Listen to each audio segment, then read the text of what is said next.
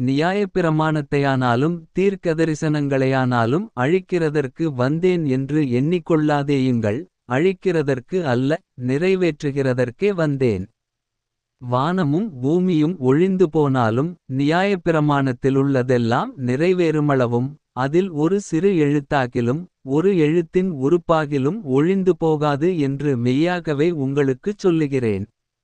ஆகையால் இந்தக் கற்பனைகள் எல்லாவற்றிலும் சிறிதானதொன்றையாகிலும் மீறி. அவ்விதமாய் மனுஷருக்கு போதிக்கிறவன் பரலோகராஜ்யத்தில் எல்லாரிலும் சிறியவன் என்று எண்ணப்படுவான். இவைகளைக் கைக்கொண்டு போதிக்கிறவனோ பரலோகராஜ்யத்தில் பெரியவன் என்று எண்ணப்படுவான்.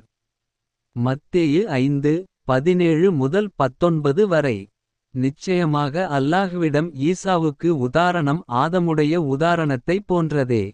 அவன் அவரை மண்ணால் உற்பத்தி செய்து மனிதனாக ஆகு என்று கூறினான். உடனே அப்படி ஆகிவிட்டது. அல்குரான் 3:59. சுருக்கமாக, படைப்பின் வல்லமை பவர் ஆஃப் கிரியேஷன். ஆதமுக்கு தந்தை இல்லை, தாயும் இல்லை. ஈசாவுக்கு தந்தை இல்லை, தாய் மட்டுமே உண்டு. தந்தை இல்லாமல் ஒரு குழந்தை பிறப்பது வியப்பாக இருக்கலாம். ஆனால் மண்ணிலிருந்து ஒரு மனிதனை, ஆதமை உருவாக்கிய இறைவனுக்கு தந்தை இன்றி ஒருவரை உருவாக்குவது மிக எளிதான காரியம் என்பதை இது உணர்த்துகிறது.